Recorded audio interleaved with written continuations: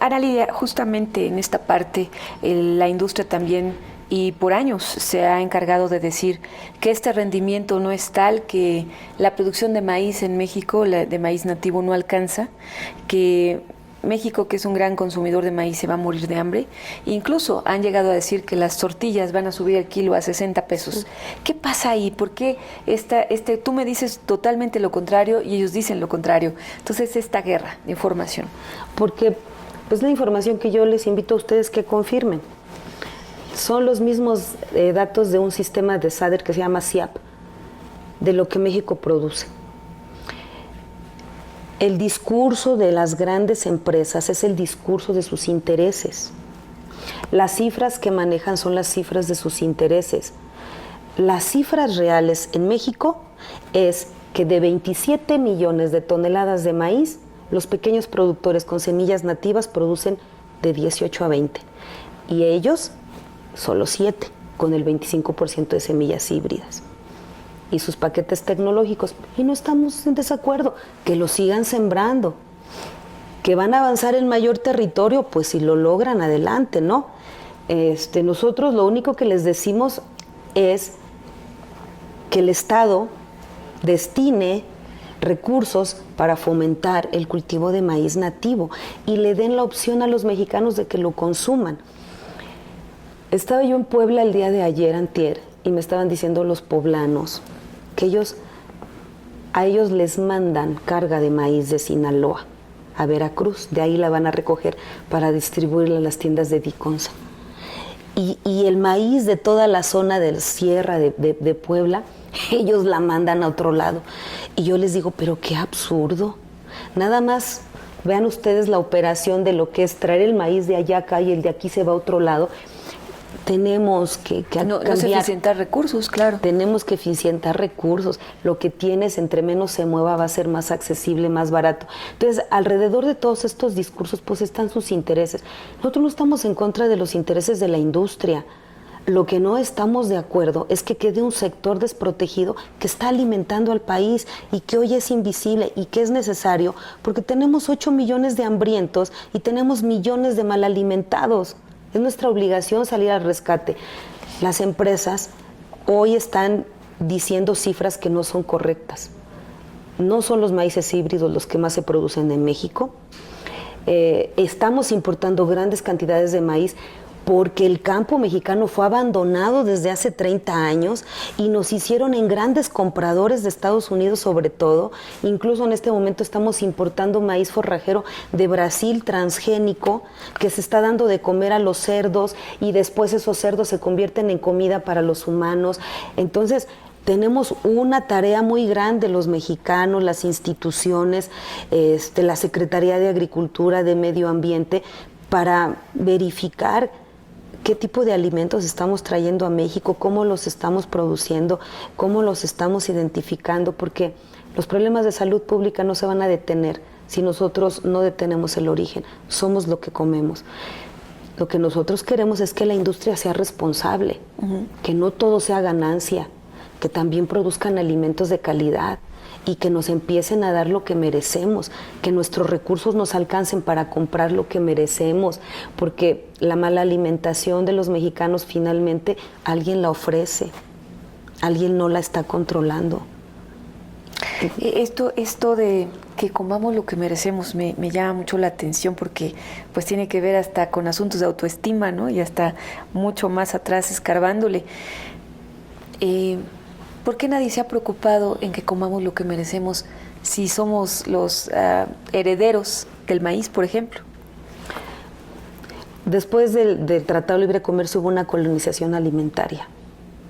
Se empezaron a vender hasta en las comunidades más apartadas comida barata de mala calidad, por ejemplo las sopas instantáneas de vasitos. Sí, terribles. ¿No? Tú llegas a una comunidad rural apartada, no encuentras leche, pero encuentras refrescos con muchísima azúcar. Y esas sopas. Y esas sopas. Entonces no encuentras maíz o no encuentras frijol, pero sí encuentras ese tipo de mercancía, porque es barata. Entonces, alimentar como merecemos a este país requiere de mucha responsabilidad del gobierno, del Estado, de sus instituciones. Por eso debemos hermanarnos y articularnos todos. A ver, ¿qué extensión territorial tenemos para sembrar? ¿Alcanza? ¿Debemos mejorar semillas? Claro. Nosotros no estamos en contra de la mejora de semillas. Lo que queremos es que sean semillas mejoradas, naturales y públicas. Para eso tenemos universidades, para eso está el INIFAP. Es increíble que hoy... Está desmantelado. Desmantelado, con pocos recursos, y quien tiene las reservas más grandes de semillas en México es el CIMIT. El CIMIT, sí es cierto. Al INIFAP sí es cierto, se las quitaron, sí es cierto. El INIFAP ya nada más está ahí sobreviviendo con científicos patriotas que de su dinero le ponen para investigar, porque prácticamente les han quitado presupuesto, les han quitado garantías laborales y quisieran desaparecerlos. Heroicamente sobreviven, pero quien tiene el control de los bancos de semillas en México es el CIMIT sobre todo, y son organismos internacionales. Y orgullosamente los del Consejo Nacional Agropecuario dicen, ahí tenemos al CIMIT que tiene los almacenes de semillas más grandes No, pero no están a disposición. Digo, pero no son nuestros.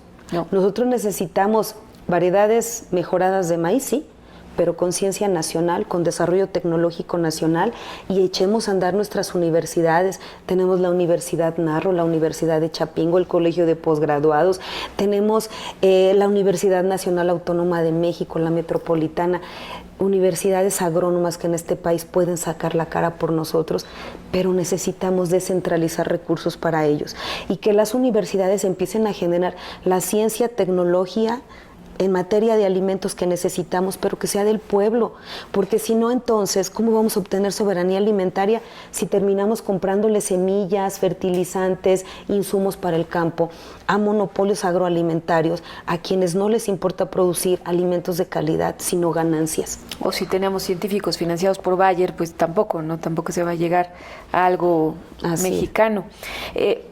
En esta parte, entonces, ¿qué le dirías a la industria? ¿Que es posible alcanzar la autosuficiencia alimentaria? México ha sido autosuficiente alimentariamente. ¿Por qué no lo habríamos de ser ahora? Yo invito a la industria que en lugar de competir, pues nos sentemos a alcanzar los objetivos de alimentar al mundo juntos. Y sano. Y sano. Que la industria asuma el reto de producir alimentos sanos, y que el pueblo, el ciudadano tenga acceso a ellos, decida comprar lo que ofrecen, sabiendo que ofrecen, y por el otro lado, que los campesinos, indígenas y productores y universidades nacionales se comprometan a generar lo mismo que hoy ofrece la iniciativa privada, que es conocimiento, tecnología, pero al servicio del pueblo, para juntos impulsar la soberanía alimentaria. Porque en esta disputa por los mercados, más que por el alimento de las personas, que es lo que nos debería importar, hay 8 millones de personas en México que se mueren de hambre. Es dolorosísimo eso. Y desnutrición. Y desnutrición y mala alimentación. O sea, ha llegado el tiempo de sentarnos y de mirarnos en el espejo que es la sociedad y de decir, bueno, yo soy un empresario que genera semillas, me esforzaré en que sean semillas sanas, que sean paquetes tecnológicos sanos. Y vamos a ofrecerle a los ciudadanos lo que pueden, lo que deben, lo que merecen, aunque tengan que disminuir sus ganancias. Y por el otro lado, pues los mexicanos tener derecho a una mejor alimentación garantizado por la ley, que es lo que nosotros queremos. Es que ese es el derecho básico. Tú puedes tener el derecho a la vida y todos los derechos que se reconocen en la Constitución, pero si no le garantizas a los mexicanos una alimentación sana, no le estás garantizando nada. A los niños en las escuelas, ¿hay algún plan de estudios? ¿Hay alguna parte, más bien, en los planes de estudios habría que enseñarles a comer bien también, ¿no? Es que tenemos que reeducar nuestra alimentación todos los mexicanos. Somos adictos al azúcar y somos adictos a la sal, a las grasas saturadas. Entonces tenemos hoy que modificar nuestros hábitos en casa, en las escuelas, incluso en lo que se ofrece en los supermercados. Yo he ido estos días a ver qué compro para mi despensa básica. no he encontrado casi nada sano en toda esa oferta. A donde pongo mis ojos encuentro azúcar en exceso, sal en exceso, carbohidratos, grasas. Es lo único que está ofreciendo el mercado. ¿De todo lo procesado? Sí. Todo lo procesado. Y llegas a la casa de tu vecino, a la propia, y abres qué tienes en la alacena y encuentras eso es lo que tienes. Sustitutos de leche, porque le ponen leche, pero son fórmulas lácteas, tortillas empaquetadas que ya no son tortillas porque es una mezcla de harinas transgénicas de maíz con colorantes artificiales, con químicos para que aguanten en almacenamiento y incluso con silicón para que sean suaves, para que se vean blancas. Tú abres una bolsa de tortillas, no voy a decir las marcas, y el olor, en el caso de su servidora, que conozco el olor de los químicos que echan en los encales para que no se agorgoje el maíz, abres esas bolsas y a eso huelen. Entonces, cuando yo vengo a la Ciudad de México, porque yo soy orgullosamente de Tlaxcala, donde mi tortillita todos los días se esponja y la hago rollito y le pongo sal y me la como, llego y veo las tortillas y digo, Dios mío, pobre gente, todo esto come toda su vida diario. Nunca han comido una tortilla. Eso no es tortilla y a eso tenemos que ir después. No puedes denominar tortilla lo que no es. Pónganle otro nombre y que la gente sepa, consumo esto o aquello, ¿no? Entonces tenemos que reeducar a todo nuestro pueblo y las escuelas es fundamental. He ido también a las escuelas y he encontrado lo que los niños comen. Pastas de estos chicharrones de harina fritos, con montones de salsas químicas que incluso terminan a veces perforándole los intestinos. Los veo comprar a los niños bolsas de cacahuates japoneses bañados de esta salsa y se la comen. Y los niños comen sus sopitas Maruchan. Eso les ofrecen en las escuelas. Eso no tendrían que estarlo ofreciendo en las escuelas. 1000 veces un platito de frijoles con una tortilla caliente. Arrocito, arroz blanco, negro y una tortilla, mira, pura proteína. El amaranto que lo desaprovechamos en el mercado, poco ofrecido, poco valorado. El amaranto, la mejor proteína del mundo y mezclada con maíz, tienes la alimentación idónea para los músculos, la inteligencia. El amaranto está probado que tiene serotonina, por eso le llamaban a nuestros antepasados la alegría. La serotonina es la hormona de la felicidad. Consuman amaranto, menos mal humor, más ánimo, más energía para estudiar. Es maravilloso el amaranto y no lo estamos consumiendo en las escuelas ni en la casa. Entonces, tenemos que reeducar y el gobierno tiene que impulsar. Nosotros tenemos la intención de impulsar la ley de alimento para escuelas. O sea, por ley qué se puede y qué no se puede. Ojalá la hagan pronto, esa ley. Y queremos impulsar sí. la ley de agroecología en México. O sea, debe de haber presupuestos específicos para producir nuestros fertilizantes, para recuperar suelo, tierra, agua. La verdad es que la tierra está tan desnutrida como nosotros. Cuando los ingenieros agrónomos luego me han enseñado el grado de nutrición que tienen nuestros suelos en México, altamente certificados, nos dicen, en 5 años con estos y estos y estos productos que son, ahora que hay mucho desarrollo biológico, que son fertilizantes biológicos, le recuperan a la tierra bacterias buenas, enzimas. En 5 años recuperamos suelos y ya no necesitan fertilizantes. ¿Por qué no estamos impulsando esto? Pues porque hay otro gran negocio que no permite que esto crezca, porque se acaba un negocio. Entonces lo que debemos entender que la producción de comida en México y en el mundo va más allá del hacer dinero. Y hay una política en este gobierno, el presidente López Obrador pues ha dicho que no transgénicos en su gobierno y pues bueno, a él le encantan las tortillas de maíz y la comida muy natural, pero y ha sido un promotor de esto, pero ¿qué tanto en el día a día tienen este respaldo del gobierno como política de Estado? El licenciado Andrés Manuel López Obrador está enfrentando una situación difícil del país. Él está intentando un cambio de régimen, no un cambio de gobierno. Él ha declarado que somos un gobierno antineoliberal. Y eso le ha traído un diálogo difícil con los grandes empresarios de México. Los grandes monopolios agroalimentarios nacionales y extranjeros están dentro de este grupo de personas que que pudiera no estar de acuerdo con lo que su servidora y otros estamos impulsando, porque en México han hecho muy buenos negocios. Entonces nosotros trabajamos sabiendo que tenemos un gobierno antineoliberal, un gobierno que se comprometió a que en este país, en su gobierno, no habría transgénicos, y es la lucha que nosotros hacemos. Nosotros no le decimos a nuestro presidente, apóyanos o ayúdanos. Él está haciendo su gobierno. Nosotros estamos luchando y él está generando los equilibrios. El presidente no le da tampoco la espalda a la industria, la necesita. A la iniciativa privada la necesitamos. Nada más nosotros lo que ponemos son límites. Sí, pero hasta aquí, porque como decía Benito Juárez, tu derecho termina cuando empieza el mío. El respeto al derecho ajeno es la paz. Los empresarios pueden hacer negocios siempre y cuando respeten la vida humana. Y informen también. Informen lo que nos están dando de comer. El presidente tiene hoy ese complejo escenario económico y nosotros estamos luchando dentro de ese complejo escenario, tratando de ganar espacios que hemos perdido durante muchos años, con un gobierno que sabemos que va a estar del lado del pueblo, de la sana alimentación, y que como buen gobierno tendrá que empezar a generar estos equilibrios que antes no existían.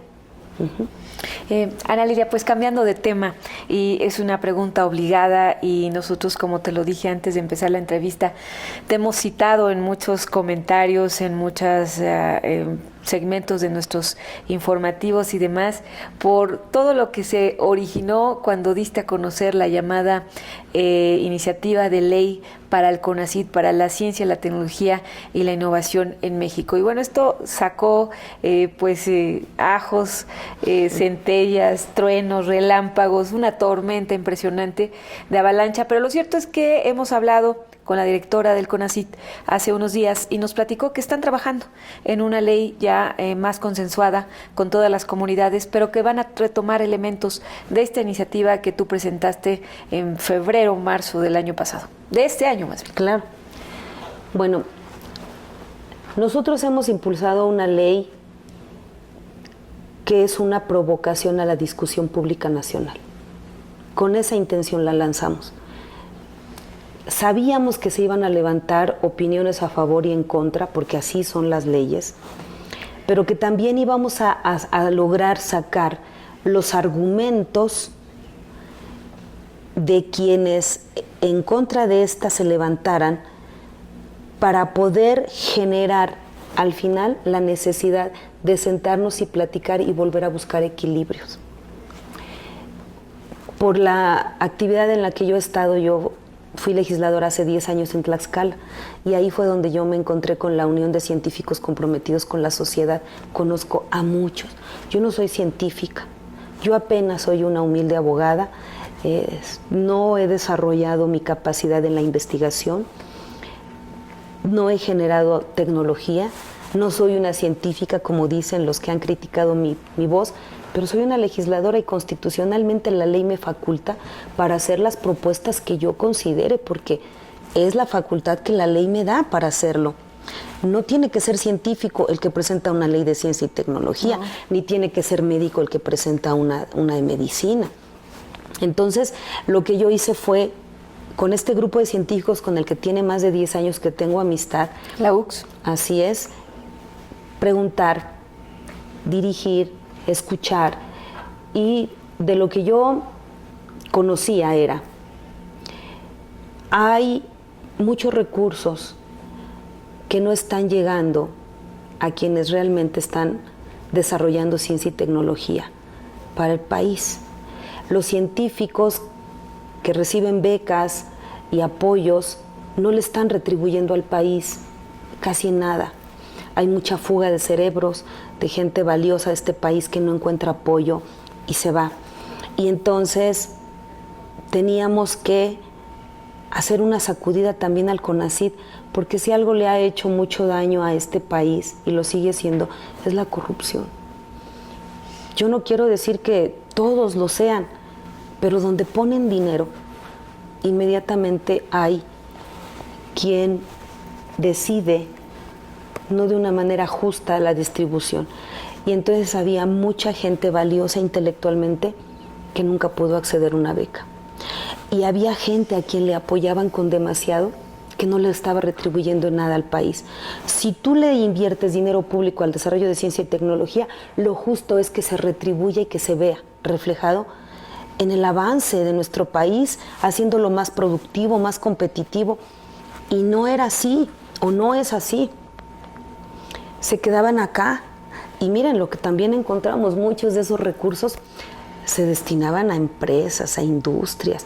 En Japón, el 80% del recurso para la investigación científica y tecnológica lo pone la iniciativa privada.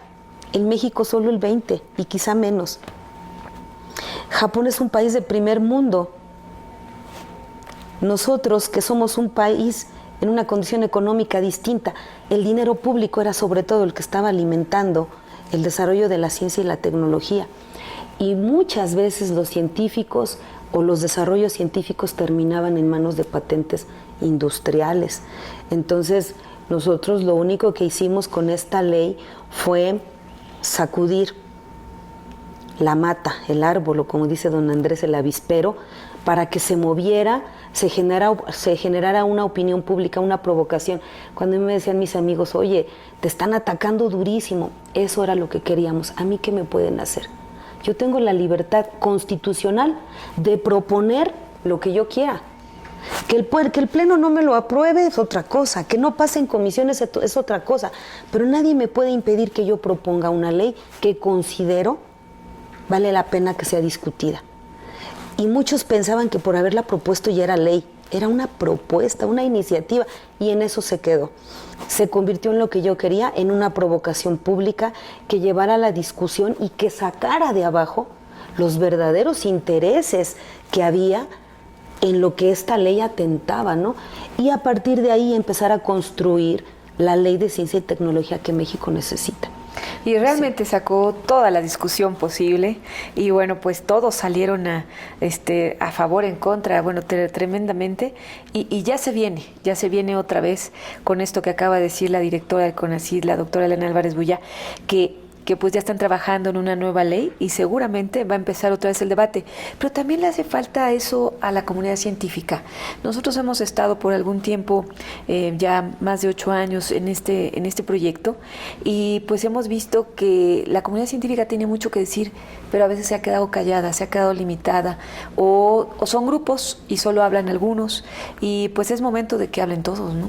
Es momento de que tengamos una comunidad pues más refrescada, más participativa y también más integrada a las necesidades del país. Más útil al pueblo. Sí, que eso también no está. Y yo lo que me he encontrado con la comunidad científica, y no digo que todos porque también hay sus diferencias, es una clase elitista. El conocimiento no puede ser de la élite. El conocimiento no se presume. El conocimiento no es para que llenes tu oficina de reconocimientos de Harvard, con premios, con artículos publicados. Si a tu pueblo no le sirve de nada, si no mejoras la vida de nadie, si no ayudas a tu gobierno, si no fortaleces soberanía, de nada te sirven esos premios, es pura banalidad. El conocimiento sirve si a tu pueblo le sirve. Y hay una separación tremenda entre la élite científica y la gente de abajo. Les voy a poner nada más un ejemplo para que vean ustedes la tristeza que luego me da. Me invitan unos productores de amaranto a conocer su empresita para ver lo que están haciendo.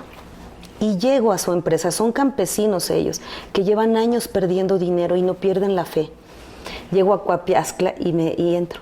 Y lo primero que veo es una maquinita con pues un motor por allí que de algún lugar lo sacaron, lo pusieron, un arnero que ellos cortaron, y me acerco a ver su máquina donde están reventando el amaranto y donde lo están arneando para que luego pase al reventador y luego pase para el proceso que sigue. Y me acerco y les digo, qué interesante máquina, ¿de dónde la trajeron? Y me dicen, nosotros la inventamos. ¿Cómo ustedes? Ya me dijeron, el motor lo tomamos de aquí, miren, nos imaginamos esto acá, hicimos el arnero, adaptaron su máquina. Y yo dije, ¿cuántos tecnológicos tenemos en el país? ¿Cuántos ingenieros mecánicos? ¿Cuántos ingenieros electrónicos? Y los campesinos ideando su máquina para reventar y hornear el amaranto. Luego paso a sus mesas de producción.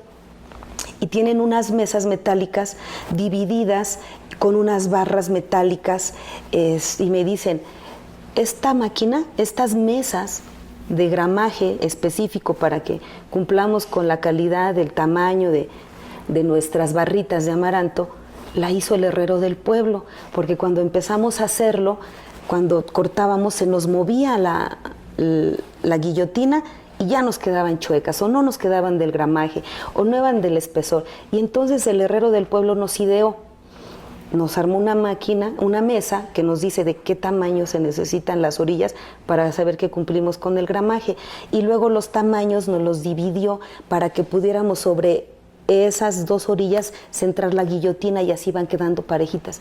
Imagínate, eso lo está haciendo entre el herrero, entre el mecánico, entre ellos. Y yo decía, ¿cuánta falta nos hacen los científicos con el ingenio del productor aquí abajo? Y seríamos una potencia en este país. Claro. El ingenio nos sobra. Claro. Lo que nos falta es que conecten la ciencia y la tecnología con los que están abajo. Entonces a mí me gustaría ver a los científicos abajo. Hace unos días fui a la Universidad de Puebla, me invitaron, había muchos agrónomos y entonces yo les decía, a veces critican, porque escuché muchas críticas sobre la Ley de Fomento y Protección al Maíz, de conceptos, ¿no? Y decía, es que no es lo mismo la ley básica que la ley nativa. Y yo les dije, yo no soy una experta en ciencia, pero yo quisiera ver a estos que se desgarran la vida detrás del periódico, de la prensa, donde pueden escribir, aquí conmigo en el campo, explicándole esto a los campesinos.